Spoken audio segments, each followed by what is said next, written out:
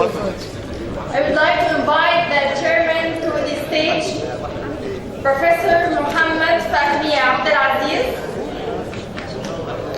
Professor Thuraya Muhammad, Professor Nader Wadia.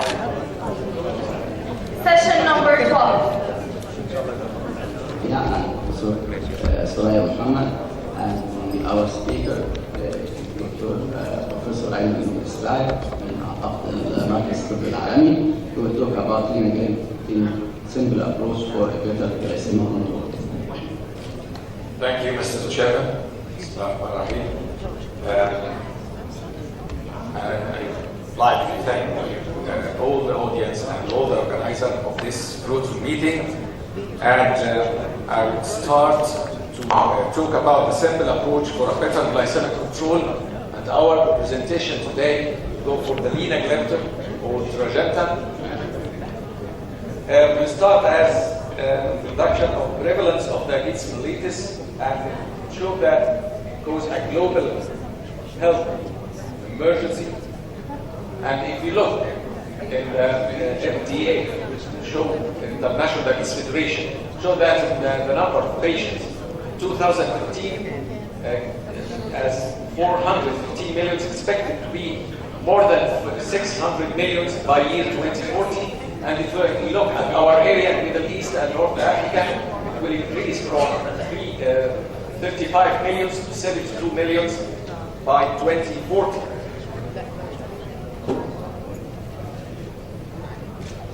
In Egypt, we are ranked in 2015 as number 8 by 7.5 million population suffering from diabetes, and that's expected to be ranked 7 in 2040 by more than 15 million patients suffering from diabetes, which will cost the health service in Egypt a lot.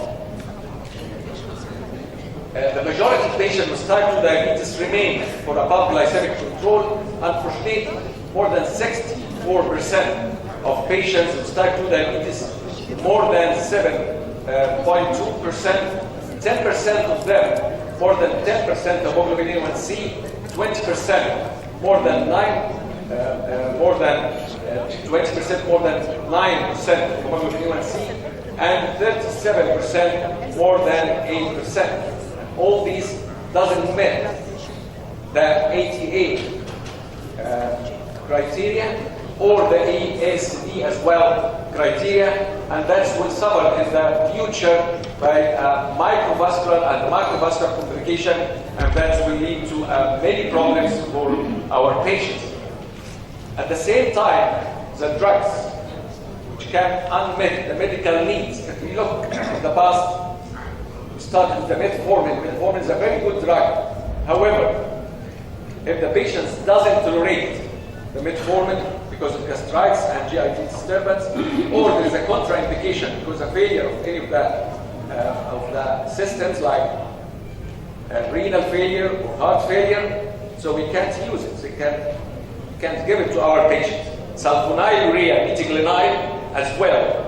It can cause hypoglycemia in special population and even in the normal population without diet control. If you look at the DZDs, we all know that rosiglitazone was being taken from the market because the problem was the heart and heart failure and salt and water retention caused by these category groups. And if we look at the alpha-glycosate inhibitors, the GIT side effects as well. And the management of recent guidelines, I'm sure you're all aware about the standards of ADA in diabetes care 2017, and we are all familiar with these slides. We start with treating diabetes by diet, and we change lifestyle, exercise, and we start to categorize our patients according to the hemoglobin A1C.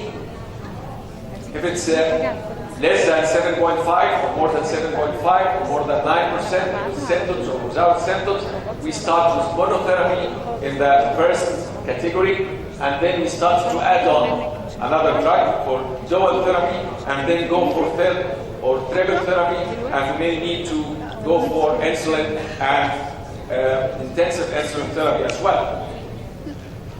The DPP-4 recently, in the last few years, came to our list in anti-diabetic treatment and gave us a fresh air in the treatment of diabetes. If you look at the past, we don't have except one sulfonylurea and insulin. We've been working in diabetes in 30 years and we don't have a lot of options. Now we have a lot of options, and DPP-4 inhibitors come with a new treatment, and you can nearly most of the anti-diabetic drugs in most of our prescriptions, you will find one of them. The action of DPP-4 inhibitor in a glucose-dependent manner starts with food intake, leading to increased secretion of active GLP-1 from the intestine, and that's very quickly and very rapidly, in a few minutes, degraded by the DPP-4 enzyme to inactive GLP-1, and that's why we start to work on this step by inhibit the enzyme and give the time to increase the active GLP-1 in the circulation, which could to stimulate the beta cell to secrete insulin and to the alpha cell to suppress the glucagon, and this in glucose-dependent manner starts to regulate and adjust the diabetes without many of the side effects we are all aware of, like hypoglycemia. The coming question is, do all the DPP-4 inhibitors look similar?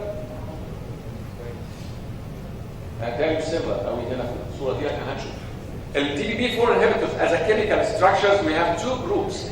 The peptidomimetic DPP-4 inhibitors like sitagliptin, saxagliptin, vildagliptin, and on the other hand, you will find the non-peptidomimetic DPP-4 inhibitors, which directly bind with the active site of the enzyme.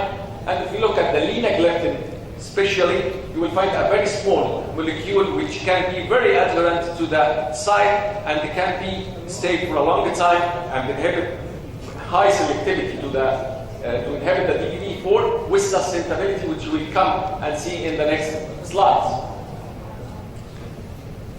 They found that DPP-4 is not only the enzyme. They found a QPP, DPP-2, DPP-8, and DPP-9.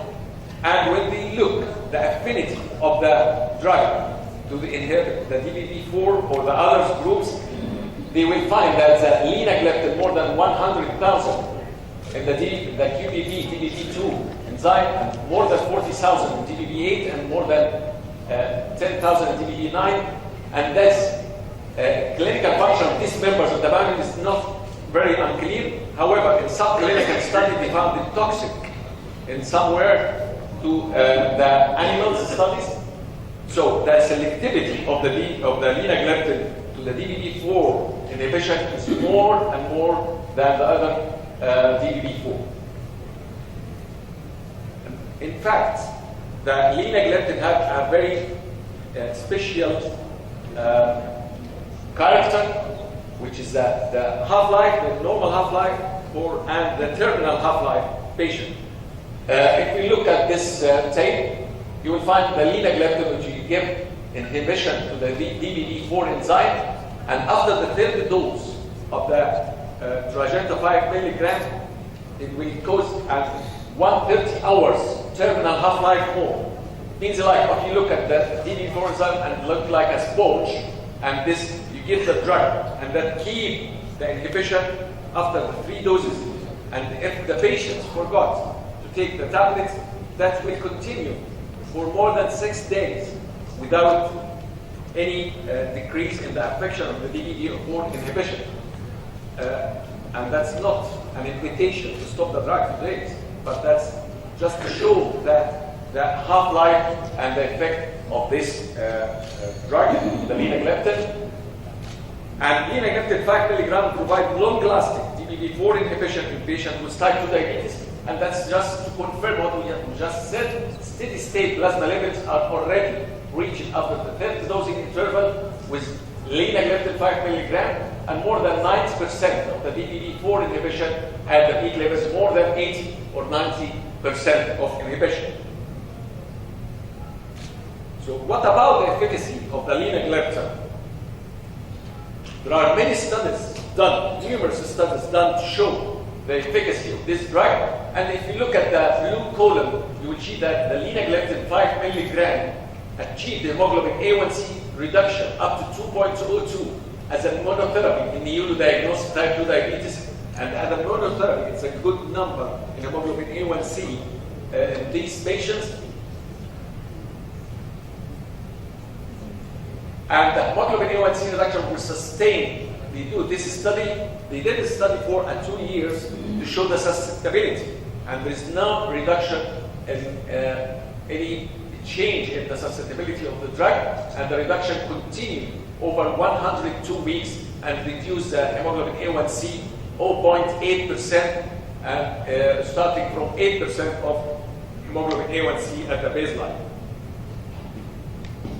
Efficacy and sustainability of effect of linagliptin compared with glimepiride.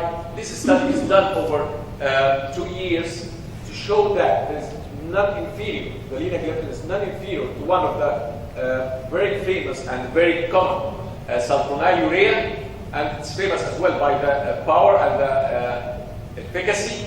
And after 2 years, they found no effect.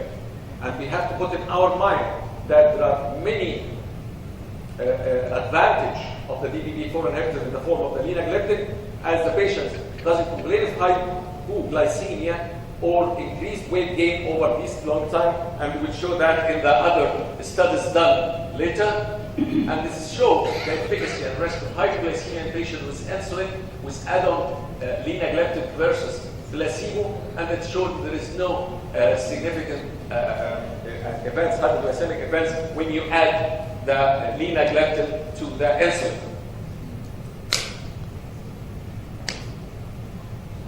Actually, even in this is the study, and even in our clinical backgrounds with our patients, experience with our patient, you will find that linagliptin permit the reduction of insulin dose in patients with severe renal impairment when they followed up here in 52 weeks, more than a year, and they found that you can add on Trajecta or linagliptin to the insulin, but we have to put in your mind that you have to reduce the insulin a little bit, so to reduce the effect of the insulin to cause hypoglycemia. And that's very good because the linagliptin works in another way. The insulin works directly, and the linagliptin in these patients, they already lost their beta cells, so they work on the alpha cells by suppression of alpha cells to secrete glucagon. So you can do a regulation of and the adjustment of the blood sugar in these patients. In poorly controlled type 2 diabetes, you will find here the linagliptin as a monotherapy, and with the others, the add-on to metformin, and add-on to metformin and sulfonylurea, and you will find that achieve hemoglobin A1C reduction as a monotherapy 1.2, and if you add on to metformin and to sulfonylurea, come out to 1.3 reduction in hemoglobin A1C. We always say that safety comes first, and that's true. Safety and efficacy. We can't just say efficacy. Safety as well is very important in our patients, especially in special population, and we will come to this type of patient in this next slide. Significant relative weight loss and lower incidence of hypoglycemia if you compare it with any sulfonylurea, and this study showed in comparison with glimepiride as a sulfonylurea, and we find reduction in on the right hand side. We find significant lower incidence of hypoglycemic events as compared to glimepiride, maybe 4.8 times lower than the hypoglycemic events happened with glimepiride. If you look at the left-hand side of the slide, you will find the reduction in the body weight, like 2.5 kilogram from starting from the baseline, and at the same time, glimepiride causing as a side effects of sulfonylurea increase by 1.4 kilogram at the same time. So significant relative weight loss with linagliptin if you compare it with glimepiride. And I think hypoglycemia is very important, and weight gain as well, especially in females. They don't like any drugs causing any weight gain to them. No increased risk of hyperglycemia in elderly patients. And nowadays, the elderly population increased all over the world, and in Egypt as well. You will find now 70s, 80s, 90s. So we have to put this in our consideration, the senior citizen. We have to put to them a drug suitable to their situation, especially in elderly population. You will find the polypharmacy. The patients may suffer from cardiovascular problem, renal, hepatic, and a lot of drugs. You can take it, so we have to put in our mind when we treat the elderly patient to choose a very safe drug without any problems in other side effects. So we found here in this pooled analysis, there is in linagliptin, any event is less than placebo in if the blood sugar less than 70, less than the placebo, and in less than granule glucose, less than 54, and any severe events 1%. So even if you compare it with placebo, it's less. So there is no hypoglycemic events happen with this drug, which will be very suitable in this special population, elderly. This is a very important point in the mechanism of the linagliptin, the excretion of the linagliptin. The linagliptin is the only DPP-4 inhibitor licensed, primarily excreted unchanged in the bile via the gut. Most of the DPP-4 inhibitors are excreted through the kidney, except the linagliptin, and you will find that even in the new guidelines, only DPP-4 inhibitor excreted unchanged from the bile, and even the excretion from the liver, the 10% inactive metabolite and the 90% transferred unchanged, so even we can use it in the liver, impairment, child A and B and C. This slide will show, especially to the kidney, all the other DPP-4 inhibitors like sitagliptin 87, Velda 85, Saxa 75, alogliptin 70%, all this excreted from the kidney. The linagliptin is only 5%, so there is no need for any dose adjustment and or additional drug monitoring required. So it's a peace of mind when you prescribe this drug for renal patients or chronic kidney disease or diabetic kidney disease. You can just prescribe the drug without any dose adjustment and without any change in the duration of the drug. If we look at this list of drugs, insulin, you have to do dose reduction in renal patients. All the drugs you have to do a dose reduction except in the linagliptin and pioglitazone as it is because there is no excretion through the kidney. But we have to put in our mind that pioglitazone can cause salt and water retention, so it might, if the patients have heart failure or New York Heart Association more than 2, you have to be very careful prescribing this drug to them. So the linagliptin back to it will be the most suitable for this type of patients. This slide shows that linagliptin provides reliable hemoglobin A1C reduction across patients at different stages of declining renal function. We have 3 columns here.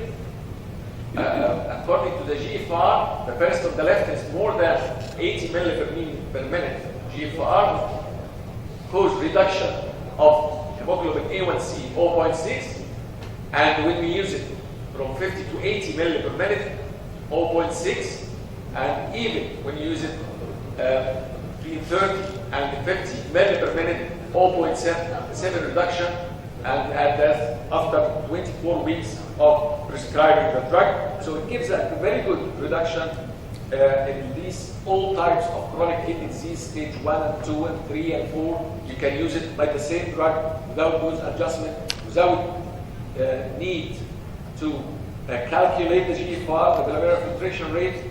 So we can just prescribe it without any hesitation.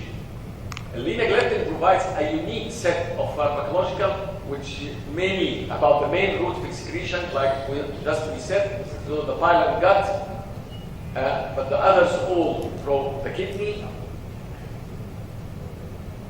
And they have special pharmacokinetics in hepatic impairment, healthy, mild, moderate, severe, no dose adjustment as well in renal, and liver patients for all. And actually, I was surprised as well, even in child C, there is an indication to write the linagliptin, and the studies showed that recently in 2012, so no need even to adjust it in child C patients. Characteristics of DDB4 inhibitor in this patient population, you will find one drug fits all, which is linagliptin, in mild, renal, moderate, severe, hepatic, mild, or severe. You can use it without any adjustment. On the other hand, all the drugs you have to set and calculate and then prescribe to the patient. And this is statement from the American Diabetes Association and the European Association of Study of Diabetes, position statement update in 2017, the management of hyperglycemia in 2015, and it showed that all the DPP-4 inhibitors, CETA, VELDA, SAXA, share prominent renal elimination dose reduction is necessary in this chronic kidney disease, except the linagliptin, which is predominantly eliminated in hepatic. I'm sure you are aware of this slide, and that's to show that in this guideline shows the dose adjustment in all drugs except linagliptin, and in other all the other DPP-4 inhibitors we have to adjust. What about the cardiovascular? We all know that the diabetes is considered as a cardiovascular disease equivalent risk factors. So what about the safety? A lot of DPP-4 inhibitors start now to do the studies for this, like Ticos in the sitagliptin and so. But we did a meta-analysis in linagliptin, a cardiovascular safety in type 2 diabetes, a comprehensive patient-level pooled analysis of prospective adjudicated cardiovascular events. And this is meta-analysis of 19 trials, more than 9,000 patients. Linagliptin was not associated with an increase in cardiovascular risk versus comparators in all the other drugs. They found that numerically 62 events out of 3,000 patients had cardiovascular events, 60 events in the column of the linagliptin, so it's less even on all comparators of antidiabetics. And with this arrow, you will find that with linagliptin cardiovascular death, MI, stroke, or with hospitalization for congestive heart failure is not associated when you use linagliptin, which gives you more confidence when you prescribe this drug to the cardiovascular patients with diabetes. And as well here, when you compare head-to-head study versus glimepiride, you will find linagliptin show a 54 lower risk of cardiovascular events versus glimepiride. And if you look at that diagram, you will find most of these, the cardiovascular deaths, non-fatal MI, non-fatal stroke, hospitalization, all in favor of linagliptin. There are two mega trials on the guidelines, which is the Carmelina study and the Carolina study. The Carmelina study is the cardiovascular and renal, two groups of patients, cardiovascular and renal microvascular outcome compared with placebo, and the population is type 2 diabetes with vascular complication and albuminuria or renal-related end organ damage.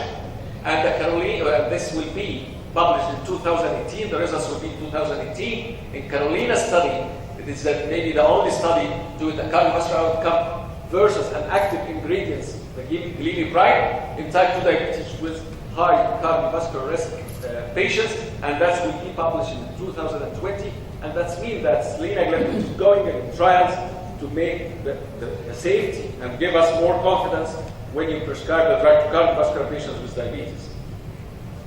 Just very quickly show that it's a poorly controlled patients.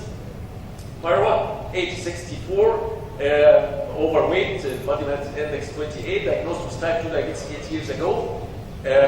Is on metformin 1 gram twice daily, glimepiride 4 milligram once daily. The hemoglobin A1C is still poorly controlled with hemoglobin A1C of 9.2, and dislike to start insulin or any needles. And if you remember that linagliptin add-on metformin and sulfonylurea, you will give hemoglobin A1C reduction in this patient, and when she started on this, it comes down with hemoglobin A1C, but we have to be careful as well. Sometimes we need to reduce the sulfonylurea, because if any hypoglycemic events happen, like in this patient with add-on, it's likely or it's actually due to the sulfonylurea, not the metformin, not the linagliptin. So sometimes we may reduce the sulfonylurea when we add on linagliptin to this patient. And just to remind you that in all these linagliptin alone reduce add-on metformin and sulfonylurea will cause reduction. Elderly patients, special population, were very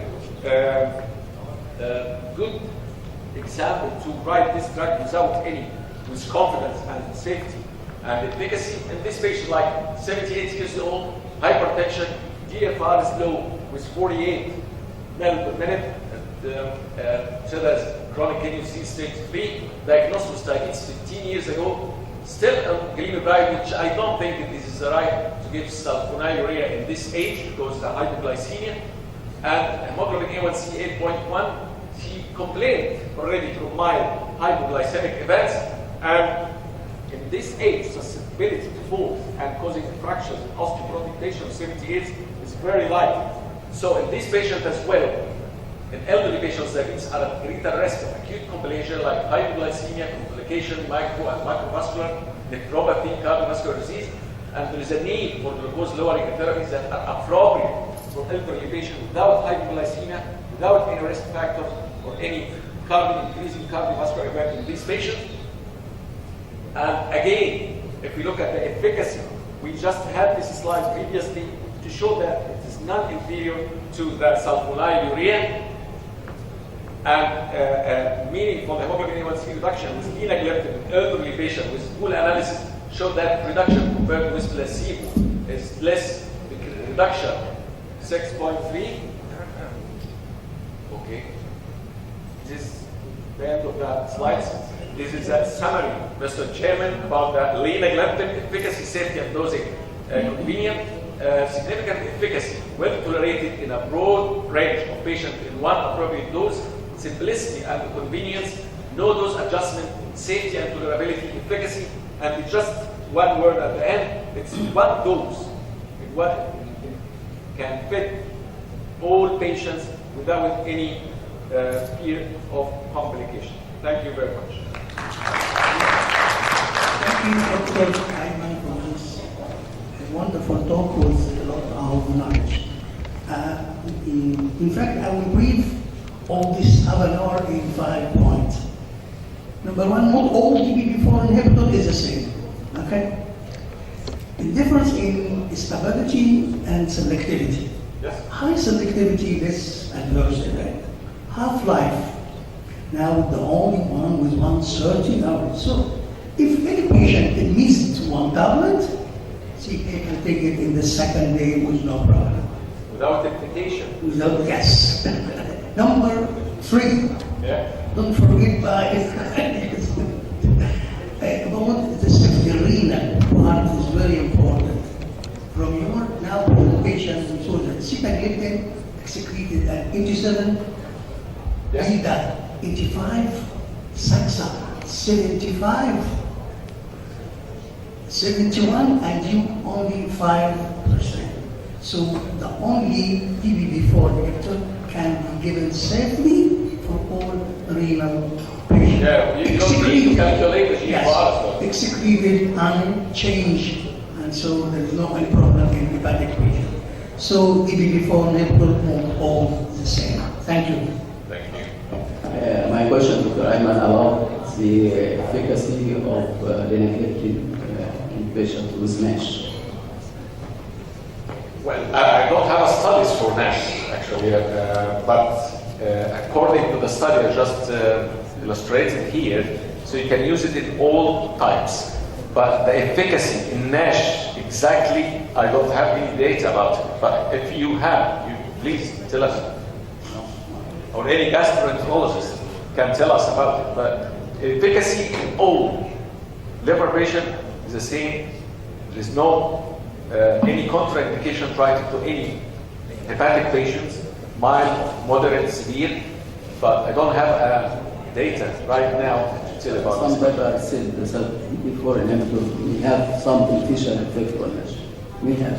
Oh yeah, well, however, the metabolism, the hepatobiliary metabolism of the drug, of the linagliptin, even the metabolism through this is unchanged, so it doesn't cause any harm to the liver tissues or liver cells. Any question from the floor, please? It's okay, thank you. Thank you.